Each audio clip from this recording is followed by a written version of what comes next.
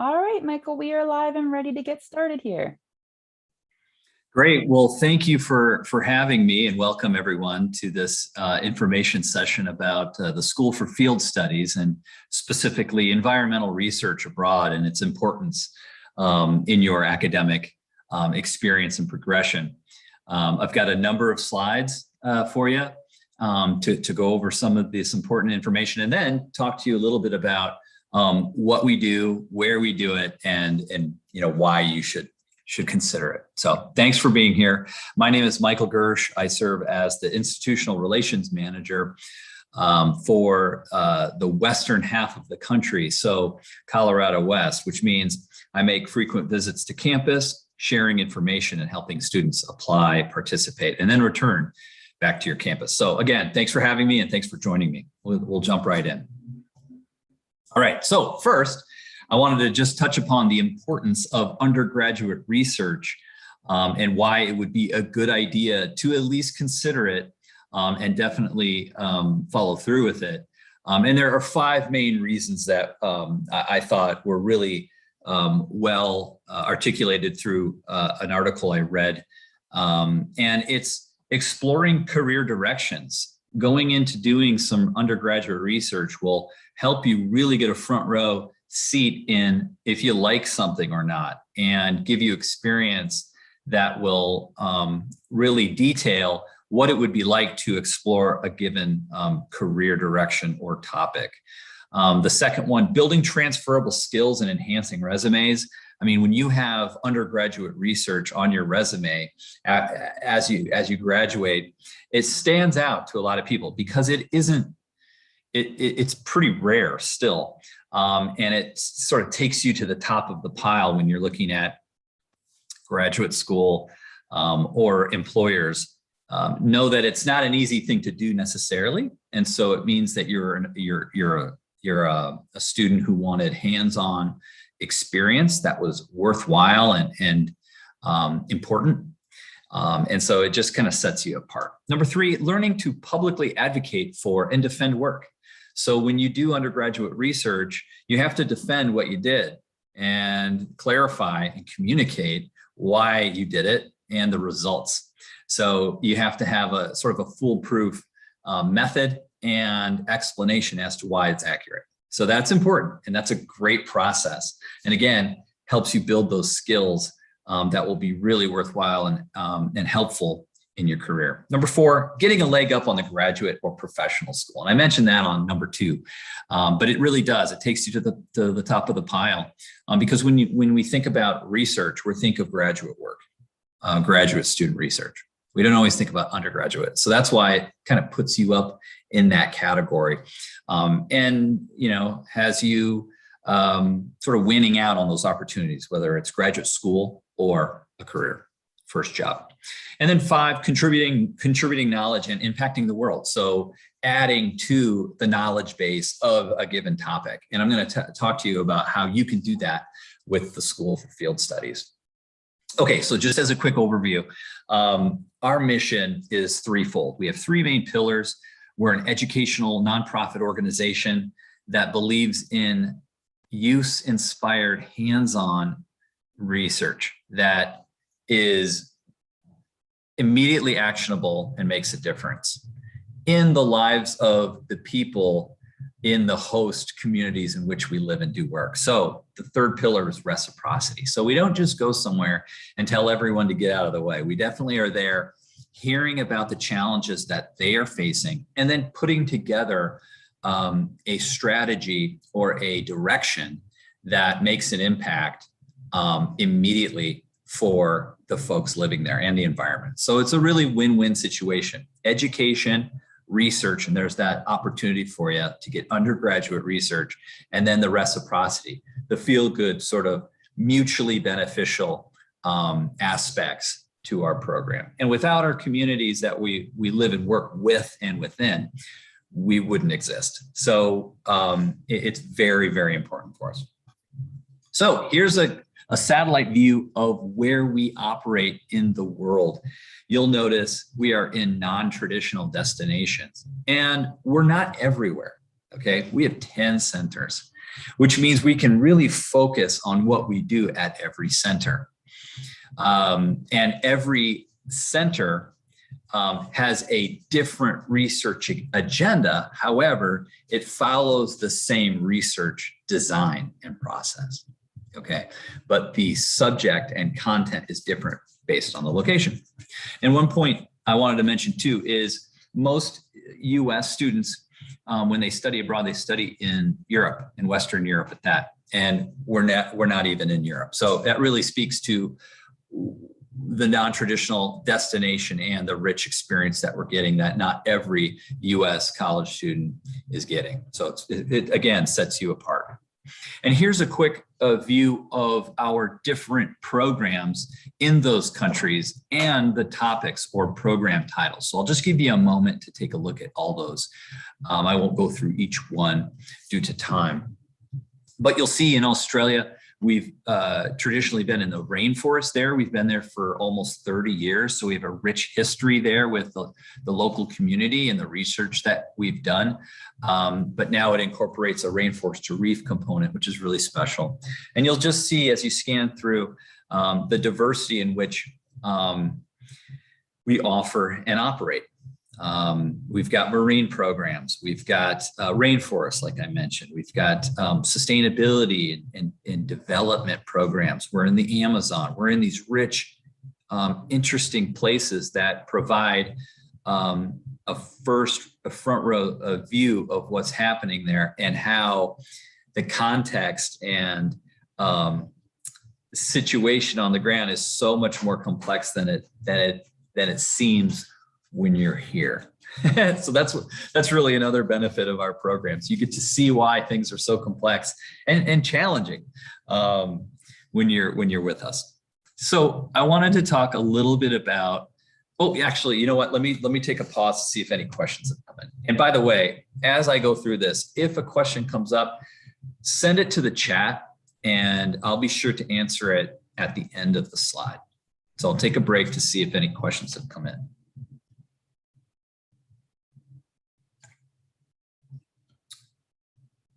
I'm guessing with the pause in the quiet that no questions have come in. I'm not seeing any questions at this time, Michael. Looks all good to go. Cool, thanks. So a little bit about the design of our programs and content. And I'll mention that all of our programs are designed the same way. So the students in the Turks and Caicos Marine program are living essentially the same lifestyle as those in Peru, Cambodia, and Bhutan. Again, just the content and the type of research is going to be different. So our programs are cohort based. So on average, it's around 25 students. So not a ton of students, which is good because if we had too many students, it would really impact the research experience. And so a lot of times we have a capacity on our programs for that fact. We also now are living in a new era with the pandemic. So we've had to modify that capacity as well. But the bottom line here is that it's a cohort-based program and every student is going to be in all of the classes that we offer on that given program. And so for semester programs, we offer anywhere from 4 to 5 classes, providing you anywhere from 16 to 18 US semester credits. So you're really earning your credits with us and you're earning a lot of credits. We, as an organization, the School for Field Studies, we write our curriculum and we teach it. So our faculty are ours. They are employed solely by the School for Field Studies. And these are experts in their given discipline who are teaching the various classes that we offer. And those curricular themes are ecology, resource management and conservation, environmental policy and how that's tied to socioeconomic values, ethics, human dimensions of policy or conservation, and how that might look different in different places. For example, if there's a policy that is rolled out and the public, they're not seeing large scale endorsements by the governmental officials, then there's really no chance that the citizenry are going to follow suit. So those dimensions as well. So there's a lot of different elements to these classes, and it's all interdisciplinary. So our faculty, let's say that the ecology faculty member might guest lecture in the resource management course because he or she has a good insight into that as well. So there really is a synergy with our faculty that provide a rich content for you to learn from. We always strive to hire host nationals in the places where we operate, and all of our faculty can be found on our website, along with our syllabi as well. So you'll know what you're learning and what and who's teaching it. So that's important too. And then one of our classes is called Directed Research, and that's a methods class, but then it's also the opportunity for you to conduct your own undergraduate research, which I'll get into on the next slide a little bit. I will also, lastly, on this slide, for our programs in non-English speaking countries, there is a language and culture course in addition to these environmental studies courses as well. So those are the programs where students will be earning 18 US semester credits for the semester program. Our summer programs, which we have a number of, those are essentially a month long, and we teach one course for 4 credits. So students would come with us for a month. They could do both summer sessions. There's usually 2 sessions in one summer. So students could stay on for both and take 2 courses over the summer, but they're standalone programs where students would just take one class per session. All right, any questions there? All right. Okay, so I wanted to deep dive into our research experience in that directed research course that we teach. And the good news here for you is that no students don't need any prior research experience. Yes, we have a prereq to get into the program, but you don't need to have done or know research. Essentially, we teach it to you, and then we guide you through the process of conducting your own. So this infographic here tells us that when you come to us, you're going to develop a research question with our faculty member that fits within our strategic research plan. So every center has a research plan that all of our research falls within. We're always trying to reach that goal of answering a question that makes it better for the folks that live there in the environment, right? So you're plugged right into that overall context, that strategic research plan. And you then develop a question with our faculty that helps that plan move forward. It's very different than, say, an independent research experience where you bring your own topic and then the organization supports you in doing that. That's great too, but that doesn't build on prior research experience and move things forward. That could be just a one-off important thing, but it doesn't build. And so for SFS, we want to build on, years of research to culminate in making as big of a difference as we can. Okay, so we've developed that question. We guide the students in collecting data in the field that support that question. We direct you in analyzing that data.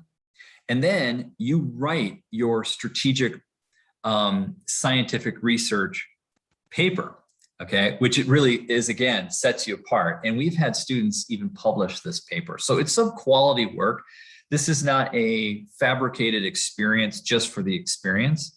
This is an experience that gives you hands-on professional research experience that makes a difference. And that's really exciting, okay? And then finally, going through this process, the last stage in this, after you've written that paper, like I said earlier, defending your work, you present your findings to the local community. So when you've done this research in concert with them and you've synthesized the data and you've put together your results, you then get to share that with them.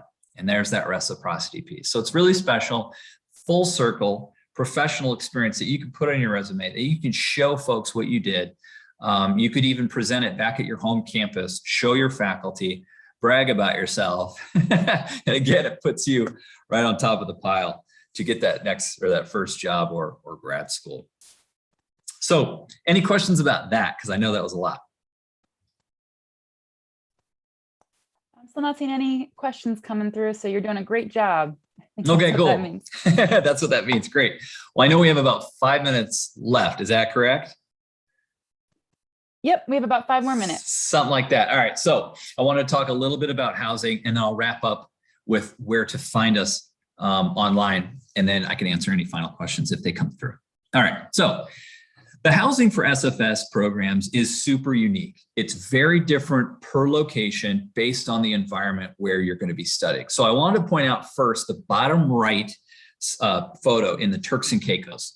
Our center is a property right on the ocean. You're going to be living in what looks like a resort, but it's not a resort. It's a field station. It's a research center. So it's rustic, okay? And you're going to be living like a conservationist, all right? This is not pampered. You are a scientist with us. So, it's shared living, community-based living. We all share in the chores and responsibilities of living together. We have dormitory style living. So there's going to be a few students per room.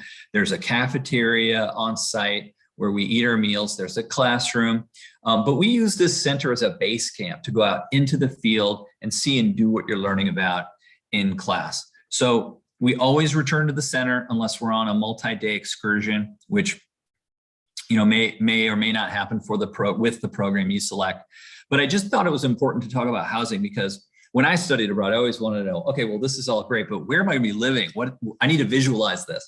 So with these photos, it kind of gives you an idea as to what it will look like, what it'll be like for your experience with us. All right.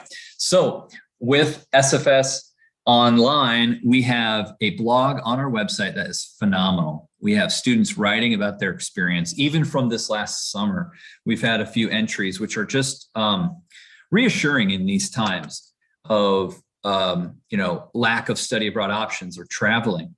We had 3 programs this summer, and we have 4 currently running this fall in Panama, Turks and Caicos, Costa Rica, and Kenya. And you can hear about their experiences from the summer programs. We also have a Facebook page, because everyone does. We have a Twitter account. We have a YouTube channel. We have really exceptional videos on Vimeo. And then we have an incredible Instagram account, which I highly recommend you check out if you're interested. These sources will help you get an overall picture of what the experience will be like for you on our programs, and just really help you feel more comfortable about taking that next step. And I hope through these slides, you've learned a little bit about us and the value of participating and considering undergraduate environmental research abroad. So thank you so much for your time. There's obviously a wealth of information on our website, and I will follow up with you students with some key links to learn about the application, financial aid, things like that. So again, thank you so much for your time. And Nicole and George, thank you for having me. Thanks, everyone. And thank you so much, Michael. We hope you have a great rest of your day and you're able to tune into some other sessions throughout the day. So thanks, everyone. Take care. Thank you.